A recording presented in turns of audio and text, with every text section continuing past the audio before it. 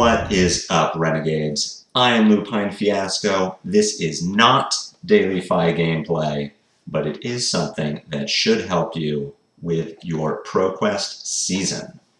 ProQuest and Worlds are rapidly approaching, and I have seen viewers in the comments asking whether Kodachi or Emberblade lists are better. Long story short, if you just want a quick 30-second soundbite, there is a marginal difference between the two lists in this meta. Pick your favorite, pick what you are most successful with, and that is what will serve you best. That said, if you don't have a favorite, or you still can't decide between an Emberblade or a Kodachi-focused list, here are 5 things to consider when sleeving up for a ProQuest tomorrow, the next weekend, or the weekend after that. I am going to talk about the complexity of playing either list, the versatility that each list brings to a game, the average game length that you might experience playing an Emberblade or a Kodachi list, the flavor associated with Emberblade or Kodachi, and finally, the comfort that you might experience playing either list. Any one of these points should help you narrow down your decision, and by the end of listening to me talk about all 5, hopefully you too will know which list you are bringing to ProQuest. Both Emberblade and Kodachi lists are in the video description. These are the lists that I've been showcasing in my videos for the past few months. If you would like to review either list or try them for yourself, you can find them, as I said, in the video description below. While you're down there, please subscribe to the channel if you haven't already done so. Subscribing is the best free way to support me, and make sure you see daily Fi gameplay in your video feed 5 days a week. First up, let's talk about the complexity of playing either list. Since his release in June of last year, Fi has had a reputation as the brain-dead aggro deck of Flesh and Blood. He is the red deck wins for any of my Magic converts. There is a lot of attacking, not a ton of blocking. If you are looking at a value proposition of offense to defense, the number in the bottom left corner of any Draconic Ninja attack action card will usually be bigger than the number in the bottom right. And that all said, as I'm sure you all know, what separates the best Fis from the rest Fis is sequencing, blocking, and every other decision we make on the path to laying our hand on the table and letting our opponent figure out how dead they are. Simply put, a Kodachi game will be harder to navigate than an Emberblade game for both players. It will be harder on you as the pilot, and it will be harder on your opponent as the recipient. Sequencing your Kodachi playlines is difficult, but so is determining when to block a small attack or a large breakpoint, and when to risk a Mask of Momentum trigger. Kodachi decks allow for outplay potential, but at the risk of playing yourself. Meanwhile, Emberblade lists have very little to do with sequencing or outplay, and trades the complexity for raw damage. Both you and your opponent will know what your turn looks like very early into it, but from your opponent's perspective, there is a big difference between knowing how much damage they're going to take and being able to stop it. To summarize, Emberblade players will live the brain-dead aggro dream best, but Kodachi enjoyers may reap the reward of being a bit more cerebral. As far as versatility goes, there is a reason that Kodachi lists have been referred to as switchblade lists. My list is not unique in the fact that it brings Emberblade in the inventory. Just because a Kodachi deck is built to trigger Mask of Momentum very efficiently does not mean that it cannot also pivot into a more aggressive Emberblade plan when the matchup calls for it. The biggest offenders here are Assassin and Wizard. Assassin presents a lot of frailty that punishes Kodachis for being 1-power weapons. And the Frostbite or arcane damage interactions and stack manipulation that Icelander and Kano bring often mean that we want to trade our trickery for raw damage output. Some other random heroes that you may not expect, like Levia or Azalea, are also best fought with an Emberblade. On the other side of the spectrum, Emberblade lists are very good at the Mask of Pouncing Lynx blow them up plan, but don't have an alternate if that isn't ideal. Good examples of the not blowing them up plan being better are Bravo and Dromai. Dromai is largely free, so Emberblade players may not experience what I'm talking about, but Bravo is absolutely best fought with Kodachis. Dromai can still be punishing despite our large favor in that matchup, as killing an individual Ashwing with a 3-power head jab or even the Emberblade itself feels really, really bad. Emberblade players may find themselves making do in these matchups rather than excelling, because when all you have is a hammer, every problem looks like a nail. On the other hand, Kodachis can pivot between whichever playstyle is preferred for the occasion, but just because they are a jack of all trades does not make them a master in any of them.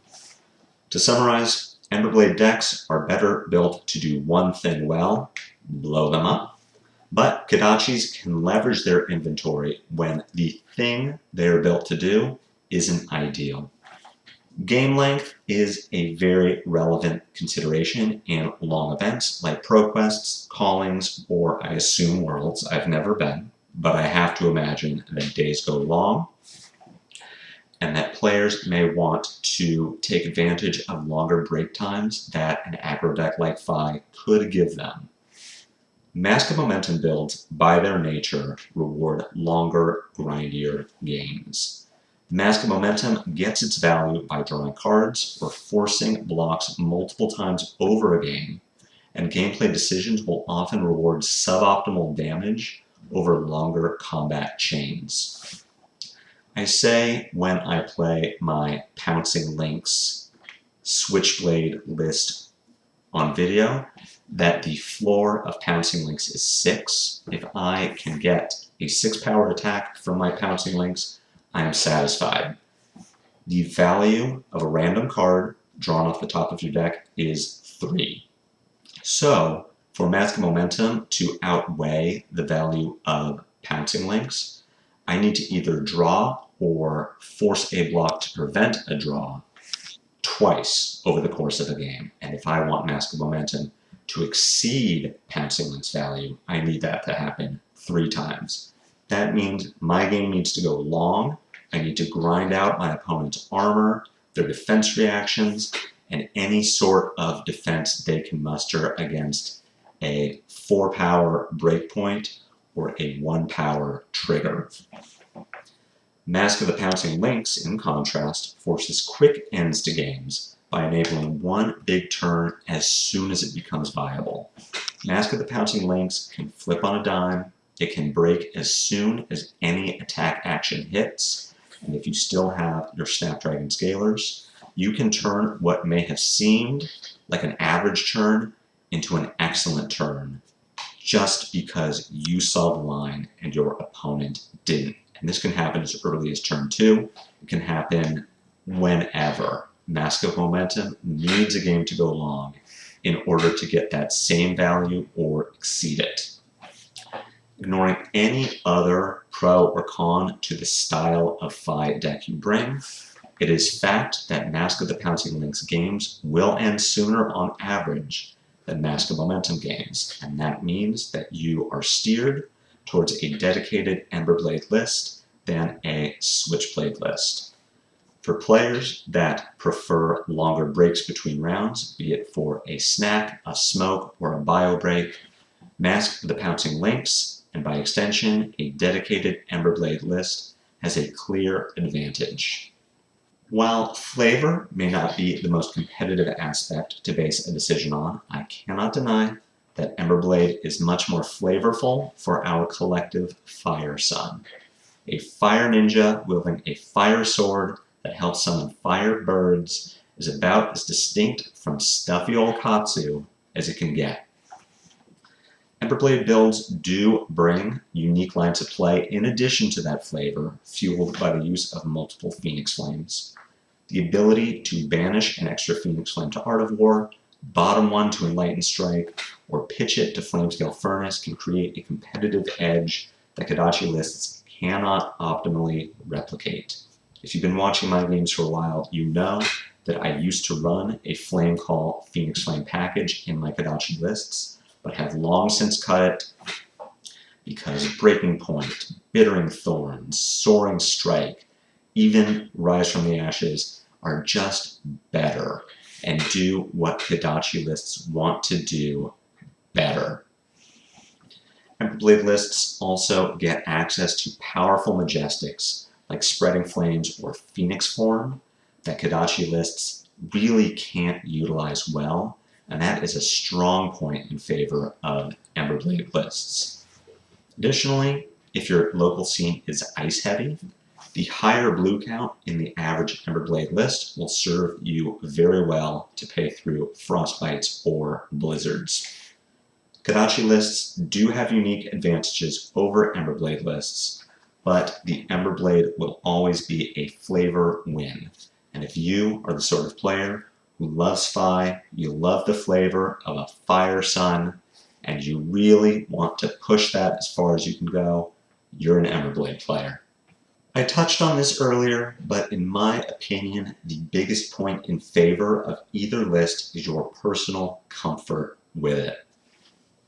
Heading into ProQuest, I believe that there is a marginal difference at best between a dedicated Emberblade or Switchblade list. What will be more impactful on your success is how comfortable you are with a playstyle, which playstyle you prefer, and which one has been leading you to more wins in recent events. Personally, I am a Kodachi player. I have always been more comfortable with the Kodachi playstyle. I love Mask of Momentum. I love drawing cards. It is something that I am excited about doing, and as such, I put many more hours and reps into my Kodachi list than I have with an Emberblade list. And I am more excited and enthusiastic about taking a Kodachi list to a ProQuest win. Other players I know and respect feel the exact opposite, and I would absolutely encourage them to bring their Emberblade lists to an event, because that is what they are most likely to want to succeed with, and they are more likely to actualize that into results.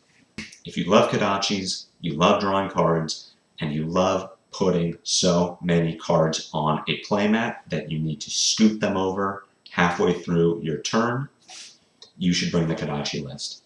If you love the flavor of fire, if you love big bursty turns with Mask of the Pouncing Lynx and Snapdragon Scalers, or if you love being able to recur your Phoenix Flame off of almost any chain, you should bring Emberblade, because either list is going to be what you are more excited about, what you are more enthusiastic about, and what you will want to perform better with.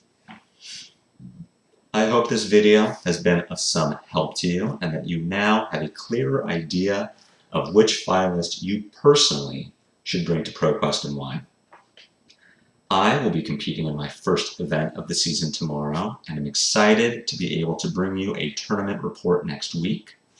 I'm hoping to report on a big win, of course. Opening a gold foil envelope in a short for the channel would be incredible, but there are always more lessons to be learned from defeat, and either way, we can all learn from my experience together. Let me know in the comments which list you'll be bringing to ProQuest. And if you happen to watch this video after you've already competed, be sure to post your results. We are the Fi community. I would love for us to bring each other up. or console each other in defeat. But I'm excited to see you all next week for more Daily Fi gameplay. And until then, good luck and take care.